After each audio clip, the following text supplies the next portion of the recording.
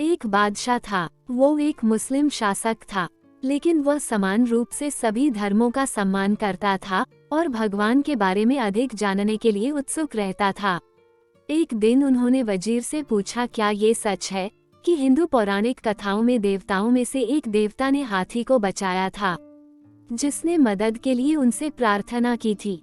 वजीर ने कहा, जी महाराज, हाथियों का राजा गजेंद्र जब एक मगरमच्छ द्वारा पकड़ लिया गया था जो उसे मारना चाहता था, तब उसने भगवान विष्णु से प्रार्थना की। भगवान विष्णु ने प्रार्थना सुन ली और वे गजेंद्र को बचाने के लिए आए थे। बादशाह ने कहा, गजेंद्र की रक्षा के लिए भगवान खुद क्यों आए? वो अपने सेवकों को भी भेज सकते थे, उनके पास तो कई सारे सेवक होंगे।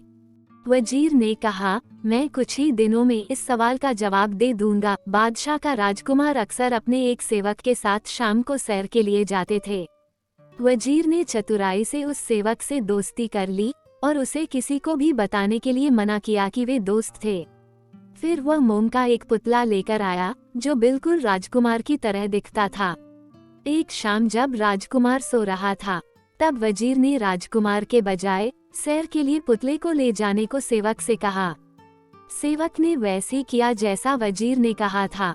थोड़ी देर बाद वह सेवक बादशाह के पास दौड़ते हुए आया और बोला, जहां पनाह, जल्दी चलिए, राजकुमार तालाब में गिर गए हैं, वह तैरना नहीं जानते हैं।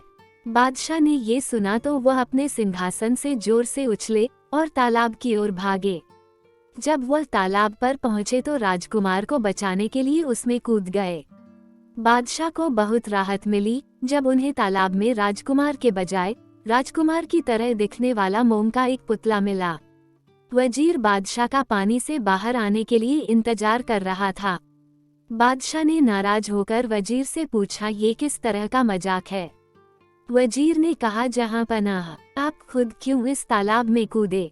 आप राजकुमार को बचाने के लिए सेवक को भी भेज सकते थे, आपके पास तो बहुत सारे सेवक हैं। बादशाह को वह सवाल याद आ गया जो उसने वजीर से भगवान के लिए पूछा था। वजीर ने आगे कहा, जिस तरह आप अपने पुत्र से प्रेम करते हैं, उसी तरह भगवान भी अपने भक्तों से प्रेम करते हैं। इस प्रेम के कारण ही वह खुद उनकी रक्षा करने आ जाते हैं।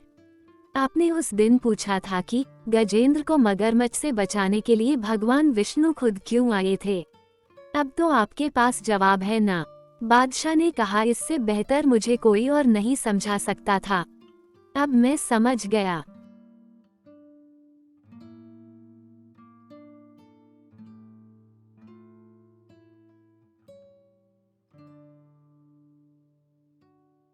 कहानी अच्छी लगी हो तो चैनल को सब्सक्राइब करें और दोस्तों के साथ शेयर करें। और हाँ, कमेंट में अपनी राय देना ना भूलें।